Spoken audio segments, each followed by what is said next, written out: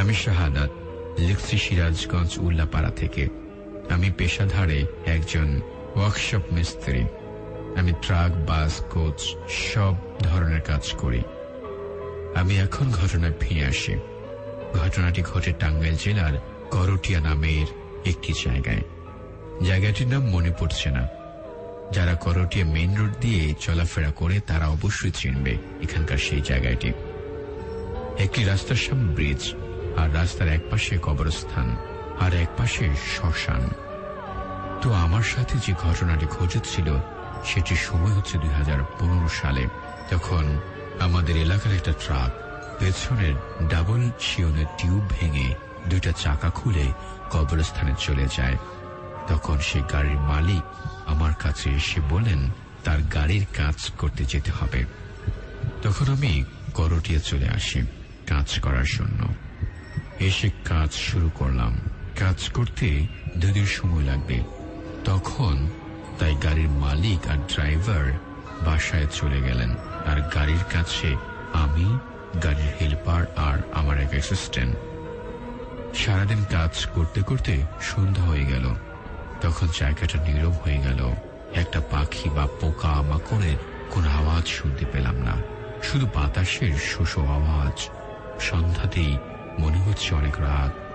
শ্মশান বা কবরস্থানের আশেপাশে কোনো বাড়ি ঘর নেই। শ্মশানের পাশে শুধু একটা নদী বয়ে চলছে, যা কবরস্থানের পাশে খালি মাঠ। সারাদিন কাজ করতে করতে কখন যে রাত হয়ে গেছে বুঝতেই পারিনি।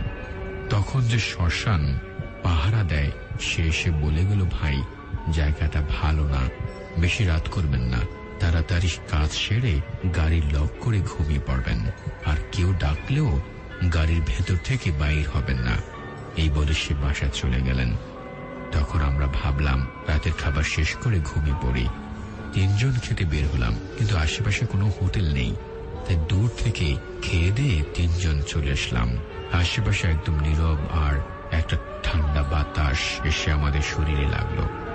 তখন আমার সারা শরীর ভার হয়ে গেল, আর আমার অনেক ভয় লাগলো। তারপর ভয়ের কারণে মনে হয় আমার বাথরুমের চাপ দিল। তখন আমি কি করব ভেবে পাচ্ছিলাম না। আশেপাশে কোনো বাড়ি ঘরও নেই। তারপর এমন জায়গা, গাড়ির বাহিরে তাকাতেই ভয় লাগে। তার কিছুক্ষণ পর আমার আরো বেশি বাথরুমের চাপ দিল। তখন আর উপায় না পেয়ে আমার হেল্পারকে নিয়ে কবরস্থানের নিচে চলে গেলাম। বাথরুম প্রায় শেষ। তখন আমি উঠতেই আমার পায়ে একটা ঘা লাগে। তখন আমি গাছের মরা ডাল ভেবে টেনে তুললাম। তুলে দেখি একটা মানুষের হাতের কঙ্কাল। এই দেখে আমার হেল্পার দৌড় দিয়ে গাড়ির কাছে চলে গেল, আর আমি দৌড় দিতেই কে যেন আমার বুকে আঘাত করল। তারপর আমার আর কিছুই মনে নেই। জ্ঞান ফিরে দেখি আমি গাড়ির ভেতরে, আমার আশেপাশে অনেক লোক। তারপর সবাই আমাকে জিজ্ঞেস করলো, কি হয়েছিল আপনার, কেন আপনি জ্ঞান হারিয়ে ফেলেছিলেন ওই জঙ্গলের ভেতরে? আমি তাদেরকে কিছুই বলিনি।